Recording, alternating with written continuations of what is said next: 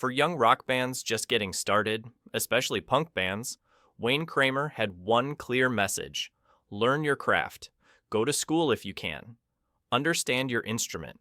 Because if you choose music as your path, this isn't a hobby, it's your life's work. Wayne Kramer was the legendary guitarist who co-founded the MC5 and permanently altered the sound of Detroit rock music. His playing wasn't just loud, it was confrontational, political, and fearless.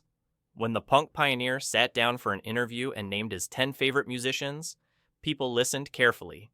This wasn't a casual list. These were the artists who shaped the fire, discipline, and philosophy behind the MC5's explosive sound. The MC5 didn't wait for permission. Kramer started the band because he needed to. It was self-driven, self-motivated, and unapologetic from the beginning. Some of his selections were obvious rock legends. Others revealed a deep musical intelligence that went far beyond punk rock. Beneath the chaos and volume, Kramer's influences came from blues, jazz, and spiritual music. These artists taught him about intensity, truth, social responsibility, and the power music has to change people. Kramer admired musicians who balanced technical skill with emotional honesty and political awareness. His list stretches across genres, from Detroit blues to free jazz pioneers, showing how many worlds collided inside the MC5 sound. Each name represents a building block in Kramer's revolutionary mindset, and his number one choice reveals the foundation that supported everything he ever created. Let's explore the musicians who inspired one of rock's true revolutionaries. 1. John Lee Hooker. John Lee Hooker stands at the top of Wayne Kramer's list. The Detroit blues legend taught Kramer that music's deepest power comes from groove, feeling, and commitment, not complexity. Hooker's hypnotic rhythms and one-chord boogies created trance-like intensity. His music was physical, spiritual, and completely authentic. Kramer learned that revolutionary music needed a solid foundation. Everything he did with the MC5 rested on Hooker's blues. Hooker proved that truth and emotion matter more than technique. That is why John Lee Hooker remains number one. Wayne Kramer's list reveals that revolutionary music doesn't come from nowhere. It grows from roots: blues, jazz, spirit, and truth. What do you think of his choices? Which influence surprised you the most? Share your thoughts in the comments and subscribe to Legends Uncovered for more untold stories from music history. 2. Charlie Parker. Charlie Parker revolutionized jazz with bebop's speed, intelligence, and harmonic complexity.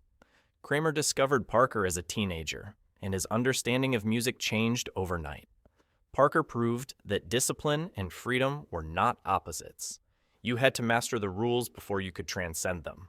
That balance between structure and liberation shaped Kramer's entire musical approach. 3. Albert Ayler. Albert Ayler took free jazz to its emotional breaking point. His saxophone playing was raw, spiritual, and completely unfiltered. Ayler didn't bend rules. He destroyed them.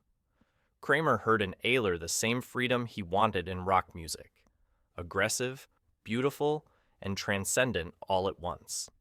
Ayler showed that true freedom required tearing down old structures completely. That philosophy became central to the MC5's sound. 4. Sun Ra. Sun Ra created a universe of sound that ignored every rule. His cosmic jazz blended avant-garde experimentation with Afrofuturist philosophy and radical performance art. Kramer saw in Sun Ra an artist who never compromised. Music, ideology, and performance were inseparable. Sun Ra proved that total artistic freedom required absolute commitment, even if it meant rejection. That belief deeply influenced Kramer's revolutionary vision. 5. John Coltrane. John Coltrane transformed jazz into something spiritual and transcendent. When Kramer discovered Coltrane, he realized music could reach beyond entertainment and touch higher consciousness. Albums like A Love Supreme showed that improvisation could feel like prayer. Coltrane built intensity through repetition, focus, and emotional depth, not flashy tricks. Kramer learned that technical mastery should serve expression and spiritual searching. Coltrane proved that music could be discipline, revolution, and devotion all at once. 6. Chuck Berry. Chuck Berry invented rock and roll guitar. His ability to play rhythm, lead, sing, and perform at the same time created the blueprint for everything that followed. Kramer studied Berry's records closely. The riffs drove the songs. The rhythm pushed everything forward. Nothing was wasted. Berry's introductions to Johnny B. Good and Rollover Beethoven became permanent entries in rock history. What Kramer admired most was Berry's completeness. He wasn't just a guitarist. He was a songwriter, performer, and innovator. Every revolutionary guitarist builds on Berry's foundation, including Wayne Kramer.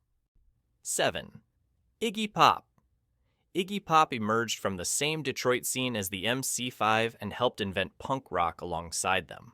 With the Stooges, Iggy showed that rock music could be stripped down to pure emotion. His performances were dangerous, unpredictable, and completely uncompromising. Kramer admired Iggy's fearlessness. There was no polish, no safety net, just raw truth. Songs like I Wanna Be Your Dog proved that simplicity, when delivered with total commitment, could be devastating.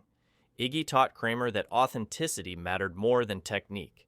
Holding nothing back on stage wasn't reckless. It was honest. That lesson stayed with Kramer for life. 8. Fred Sonic Smith. Fred Sonic Smith was Wayne Kramer's guitar partner in the MC5 and his most important musical collaborator. Together, they created the MC5's iconic twin guitar assault, a wall of sound that felt unstoppable. Smith's playing was more melodic and textural, perfectly balancing Kramer's aggressive lead style. He built the foundation that allowed Kramer's solos to explode without collapsing the song. Kramer admired Smith's intelligence and restraint. He knew when to push and when to hold back, a rare skill in such a loud band. Smith taught Kramer that revolutionary music needed structure as much as chaos. Their collaboration showed the power of two musicians working as one voice. Without Smith, the MC5 would not have sounded the same. 9. Rob Tyner. Rob Tyner was the MC5's lead singer and Wayne Kramer's closest creative partner. Tyner wasn't just a vocalist. He was a thinker, a radical, and a true believer in music as a political weapon. His words and presence shaped the MC5's revolutionary identity. Kramer deeply respected Tyner's commitment to social change and his ability to turn political ideas into raw, powerful performances.